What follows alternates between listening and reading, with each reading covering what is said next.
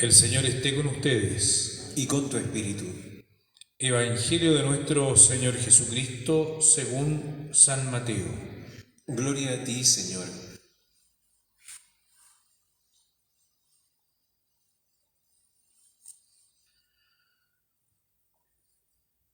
Un hombre se acercó a Jesús y cayendo de rodillas le dijo: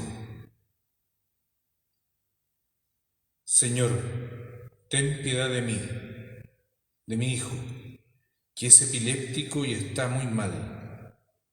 Frecuentemente cae en el fuego y también en el agua. Yo lo llevé a tus discípulos, pero no lo pudieron sanar. Jesús respondió: Generación incrédula y perversa, ¿hasta cuándo estaré con ustedes? ¿Hasta cuándo tendré que soportarlos? Tráiganmelo aquí.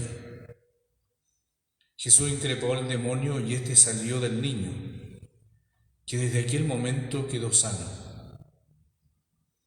Los discípulos se acercaron entonces a Jesús y le preguntaron en privado: ¿por qué nosotros no pudimos expulsarlo? Porque ustedes tienen poca fe, les dijo.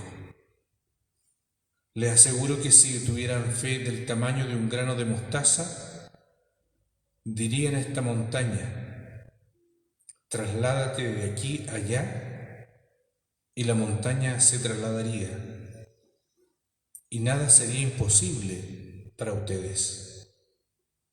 Palabra del Señor. Gloria y honor a ti, Señor Jesús. En ti, Señor, hemos puesto nuestra fe. En ti, Señor, hemos puesto nuestra fe. Tomen asiento, hermanos y hermanas. Al celebrar esta Eucaristía de hoy sábado, nos colocamos ante este Evangelio de esta sanación de este epiléptico. En ese tiempo todo se atribuía a un demonio. No es la imagen que nosotros tenemos hoy día o que nos figuramos del que tiene la horqueta, la colita y los cachitos. No es así. En realidad era cualquier situación que atormentaba a una persona. El tormento de alguien era visto como la experiencia del mal en su mayor expresión. Y de hecho sí es así. Cuando alguien está atormentado por una enfermedad, siente que todo el mundo se le viene abajo. Cuando pasamos por una situación, una depresión, es exactamente lo mismo. No vemos salida. Cuando pasamos por momentos angustiantes en la vida, lo único que esperamos pasar de eso. Y si tomamos en cuenta el relato de hoy día de la primera lectura, donde el libro del Deuteronomio nos colocaba frente a lo que Dios había hecho por ese pueblo, de cómo la última de las recomendaciones que le hace, que yo la encuentro fantástica, que le dice: tengan cuidado de no olvidar al Señor que los hizo salir de Egipto, de un lugar de esclavitud. Tengan lugar de no olvidar. Ustedes van a comer de viñas que ustedes no plantaron. Vivirán en ciudades que ustedes no hicieron.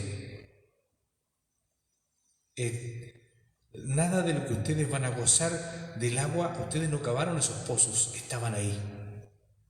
Y esa es la experiencia del pueblo de Israel. El pueblo no tuvo que pelear las guerras, no tuvo que construir, no tuvo que plantar. Todo lo hizo Dios por ellos. Y a veces, y de hecho esa es la experiencia del pueblo de Israel, que esta advertencia es una advertencia que se va a volver realidad, porque se les va a olvidar. Y una y otra vez Dios enviará profetas para recordar, hasta mandar a su Hijo único, Jesucristo el Señor, Y ahí nos vendrá la imagen que Jesús mismo va a decir cuando el dueño de la viña envía primero a los trabajadores, después para que cobren la mantención de la viña, y a todos los matan, le hacen esto y esto otro, hasta que envían a su hijo. Y lo matan y dicen, ahora nos quedamos nosotros con la viña. ¿No es eso la pretensión humana habitual? Ser dueños nosotros de nuestra propia vida, de nuestro propio destino. Y es cierto, es un anhelo, yo diría, tan propio del ser humano, pero no tiene que olvidar, porque si llega a olvidar algún día, no va a saber cómo está parado en ese momento. Entonces hoy día tenemos esta sanación, y que los discípulos dicen, ¿por qué nosotros no pudimos hacer esta sanación? Porque a ustedes les falta fe. Esa es la conclusión de Jesús. Si tuviesen fe como un grano, del tamaño de un grano de mostaza, le dirían a esta montaña, trasládate de aquí allá, y ella se trasladaría. ¿No será eso lo que nos falta en este tiempo? ¿No será eso lo que no alimentamos? Porque podemos alimentar el cuerpo y comer sano y estar bien.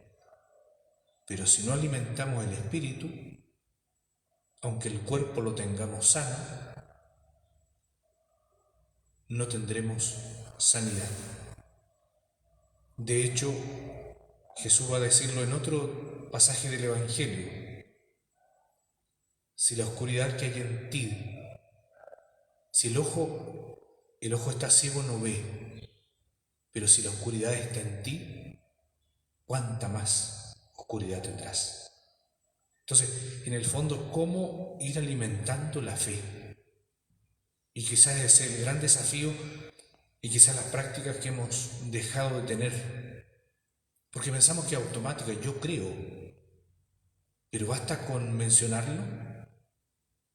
Tenemos espacios de oración, espacios de decirnos, yo sé ante quién estoy, ante aquel que me ha dispuesto en este lugar, ante ese, el otro con mayúscula. En los momentos de oraciones son para eso, para estar a la escucha de aquel que nos creó. Leemos la palabra ¿para qué? Para comprender lo que nos está pidiendo en cada tiempo. Vivimos los sacramentos como una fuente inagotable de la gracia divina y participamos de ellos. Vivimos en una vida comunitaria que nos alimenta. Por Dios que nos hace bien estar con otros. En este tiempo de pandemia, ¿cómo se nos ha hecho tan presente del hecho de estar con otros que se vuelve sanador? Y cómo no olvidarnos nunca. No te olvides, como dirá en la primera lectura, que los otros necesitan. No olvidarse del que está enfermo, del que está desnudo, del que está en la cárcel, porque ese es el sacramento de Cristo mismo. Entonces, tenemos lo suficiente para alimentar la fe,